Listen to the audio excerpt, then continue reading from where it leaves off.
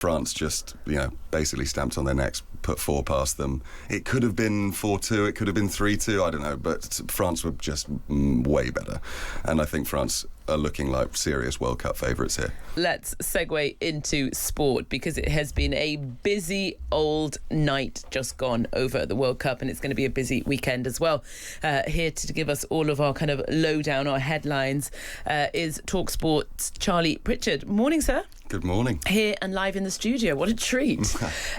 It's been a busy night. Let's just start with the fact that Egypt are still in the World Cup. I just want to put it out there. So is Scotland at this point. Thanks very much. Yes, you've still got a 5% chance of We'll take it. Hanging on by their fingernails. Victories have been won on less. By the way, can I just say, when Scotland are playing, I've always cheered them on. Well, that's good. Thank you. Me too. Thank you. I wouldn't have if they were playing Egypt. I'm just saying, putting it out there. Okay, Charlie, let's talk Cape Verde, because they are playing a blinder. I know. A country of just over 500,000 people have made it through to the knockout stages. Brilliant. Drawing 3 times to get there, which hasn't happened since 1998. They really are. They're really loving their time there. I mean, I think what's most impressive is not just the goalless draw against Spain, where you've got a 40-year-old keeper who makes 7 saves, but they've been really disciplined in their approach. So they've barely given away any fouls. In fact, in that game against Spain, they only gave away 1 foul, which hasn't happened since 1966.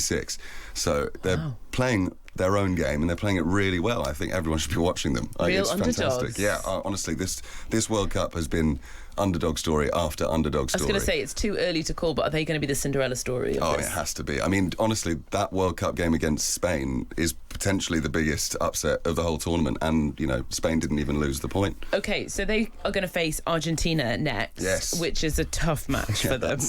That's sort of like, well done, you've got this far. Yeah, it's time to say goodnight. Yeah, I mean, Messi's going for back-to-back World Cups, which is completely unprecedented, especially at his age, just turned 39. I mean, ancient.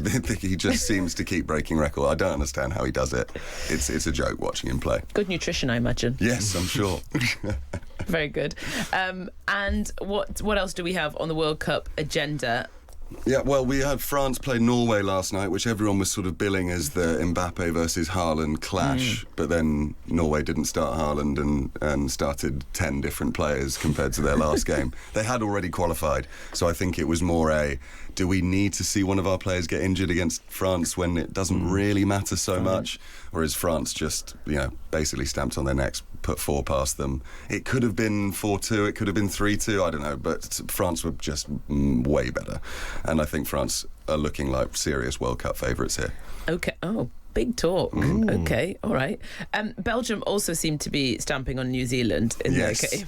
Well, look, everyone has been saying since about 2012, every big tournament, keep an eye out for Belgium.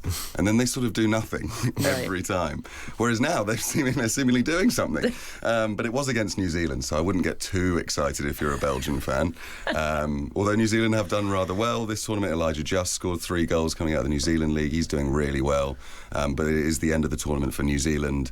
Belgium with Romelu Lukaku's, their record goal scorer. He's scored again. Leandro Trossard scored again. Kevin De Bruyne is on the score sheet. So it looks like Belgium are sort of building into the tournament now. OK, and England played tonight. Yes. Correct? Yes, they do, against Panama. And how's that looking? Well, so we've got some bad news immediately. Reece James is out. Right. And because Tino Livramento was also out before the tournament, it means we don't have an out-and-out right-back in the squad. Tuchel opted to not call up another right-back. So we're going to be playing an out-of-position centre-back at right-back, probably Jarell Quansah. And there is a start for the first time for Saka, we found out this morning. OK. So Bukayo Saka will start for England tonight against Panama in his first start of the World Cup. Yeah. OK. Do you want to give us a prediction, or are you too cautious for that? Look, the last time we played Panama in a tournament, we won 6-1. I don't think that's going to happen again.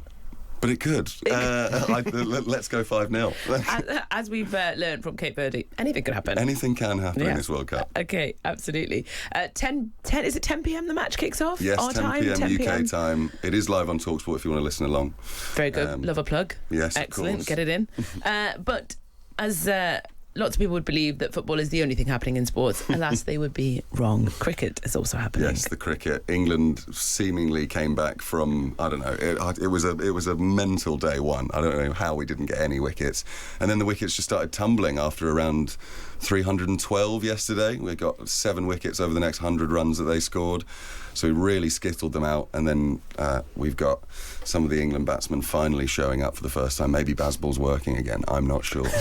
Is it unfair of me to say that England and cricket just seems like an exercise in self-flagellation? Oh, definitely. But that's just English sport in general. I was going to say, take away cricket. This could be football. It could be anything, not to just, rain on anyone's parade. Sure, bring it home, whatever. Yeah, we always have that conversation every 4 years and inevitably fail to do that.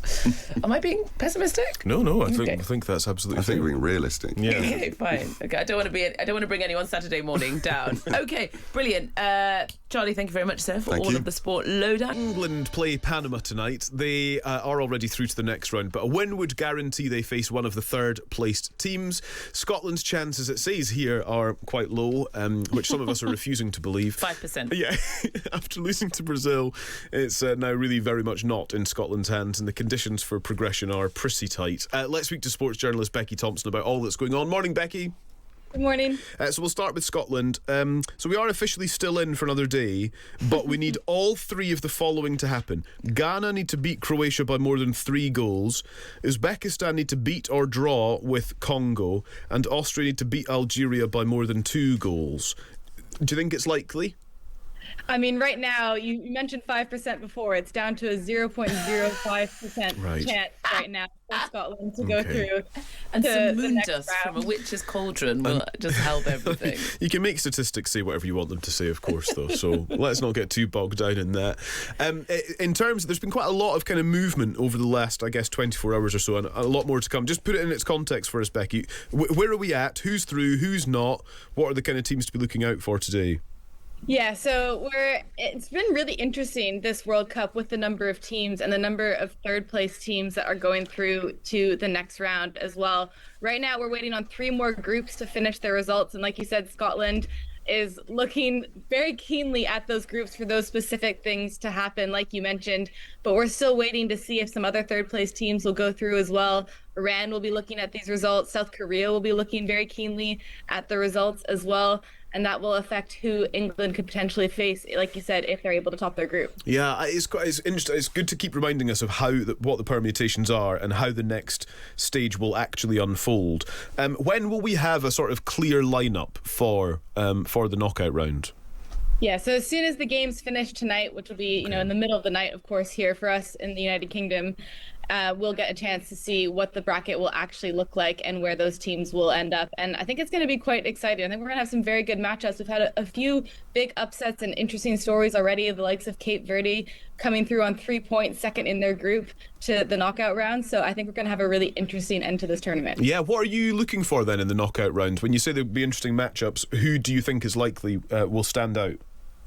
I think you get some really interesting matchups. I mean, I'm a little bit biased as a Canadian originally. I think Canada is going to have a great game against South Africa in the knockouts, but I think Australia could make a good run. They face Egypt in the round of 32.